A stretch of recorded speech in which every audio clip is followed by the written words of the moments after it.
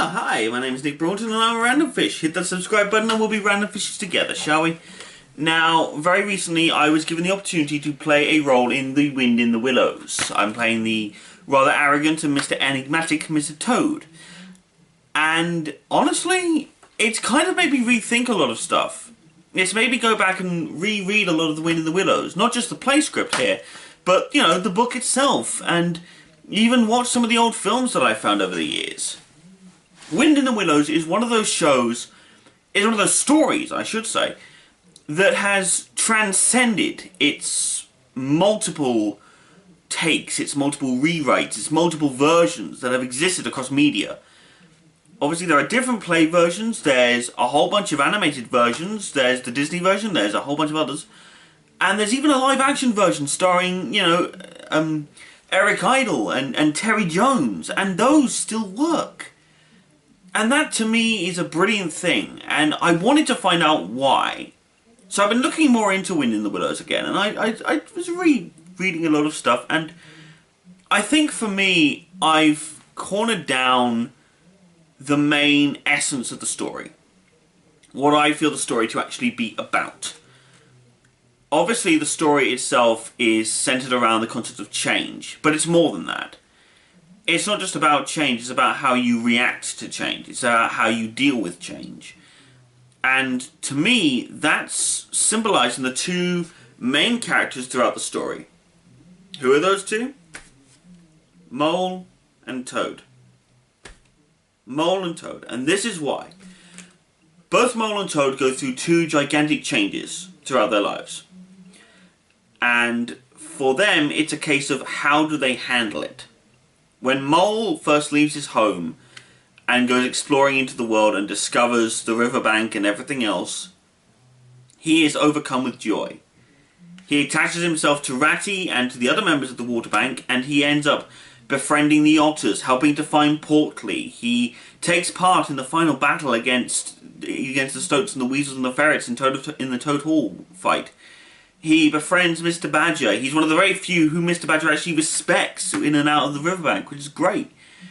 And this is how Mole reacts, because Mole has a nature that is more gentle and more forgiving in nature, I guess. Mole is a character who very much doesn't put on any kind of bravado. And he doesn't need to.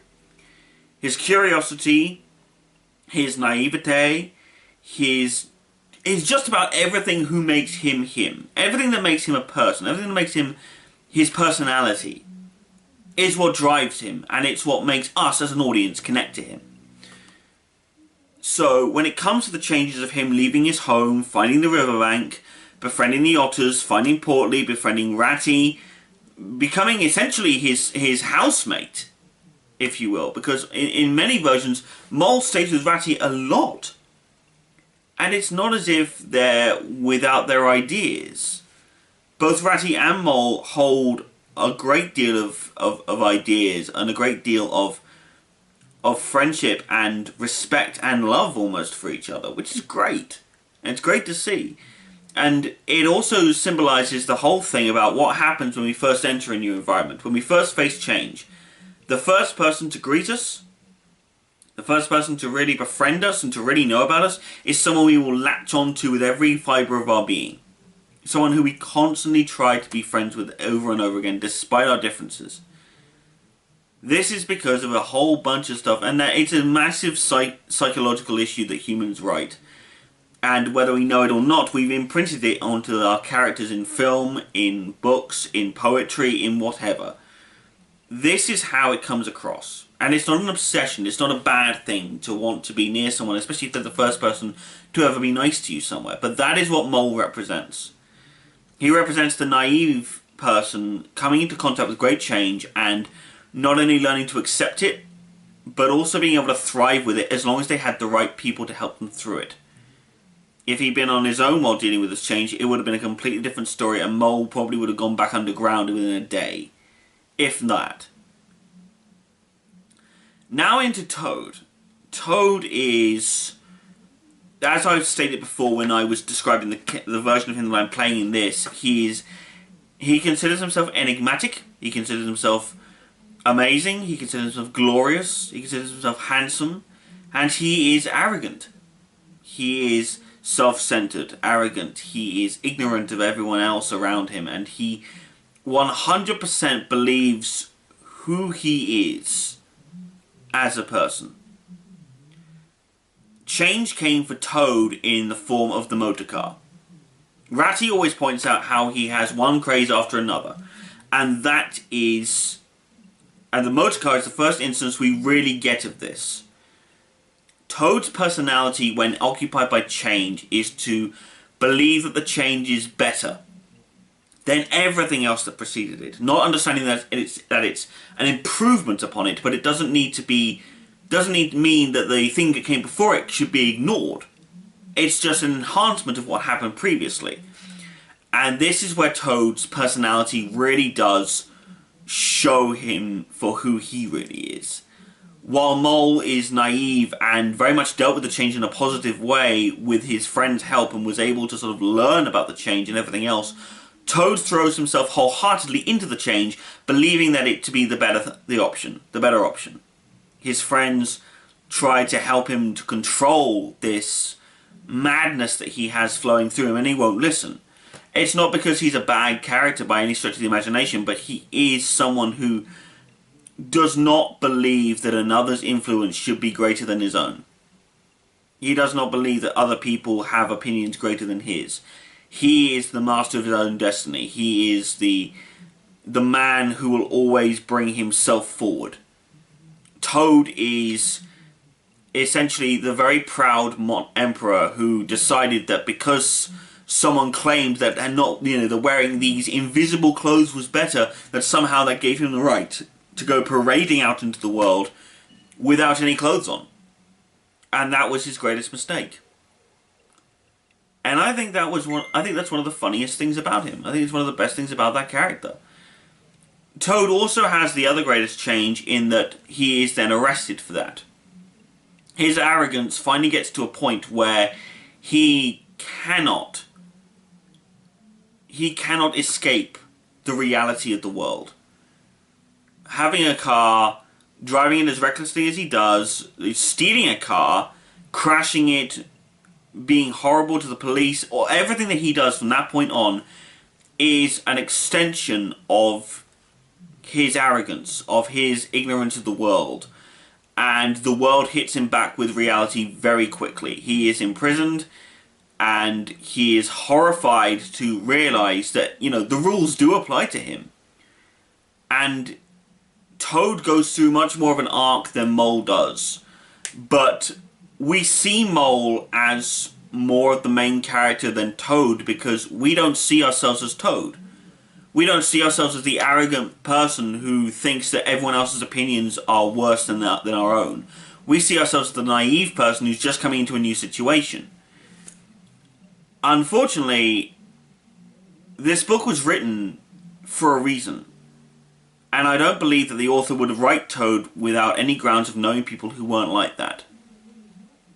And it doesn't mean that anyone who watches this video is like Toad, but you have to consider for a moment that sometimes when we, especially nowadays, in today's society, with new releases of phones and tablets and iPads and everything else, that we don't automatically start believing that the new thing is better because it's new.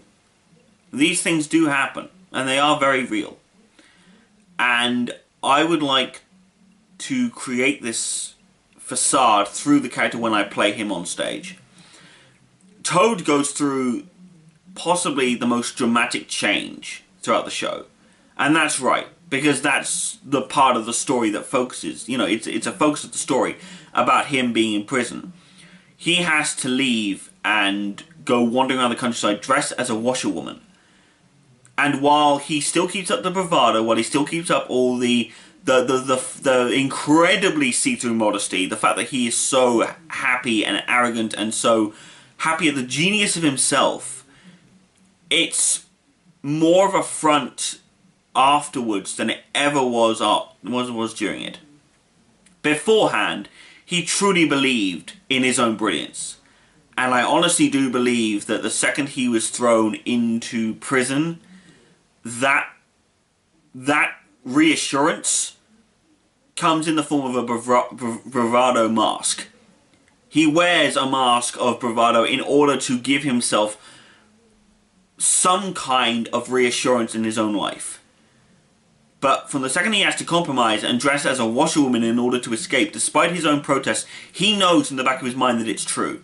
He knows that the only way for him to ever get escape or do anything is if he learns to compromise and to mix with people whom he would not have previously considered were worth associating with. He loses his mind at the washerwoman because his personality will still seep through. He still has a low tolerance for people who insult him. And he is very self-confident as a character. But only after he's reunited with Ratty and Badger and Mole does he truly start to try and rebuild his self-confidence. Only to have Badger say, you can have self-confidence, but you can't allow it to control you. And that to me is the final change. Toad goes through the most changes, but he's dealt with all of his other changes so poorly that that's why he continues to have change. And at the end of the day, that's what Wind in the Willows is. The idea is that you're thrown into a series of changes, and the way you deal with it is how your future happiness will be impacted. Mole embraced the situation wholeheartedly and asked people to teach him about how it was different to his own way of life. Toad threw himself in wholeheartedly, believing it to be automatically better than anything else, and asked for no help. Asked for no training, asked for no teaching, none of that. He threw himself wholeheartedly into the whole thing. And look where that takes him. He's thrown into jail. He's forced to try and compromise. He's constantly being badgered by these creations, no joke intended. But he's constantly hounded by all these other people because he doesn't understand how the change could be better. Or how it could possibly be used to enhance what he already knew. But anyway, that to me is... it's a kind of a review of Wind in the Willows. It's kind of not, but you know, whatever. Please, if you still haven't read the book, please do actually. If you've only seen any of the films or anything like that, I advise you to read, not this, but to read the actual book.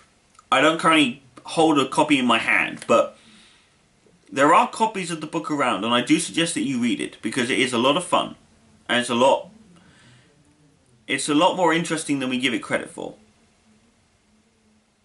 But honestly, through all of that, Wind in the Willows. Check it out, guys. It's a story about change. And about how your personality can shape your future in the face of it. Randomfish out.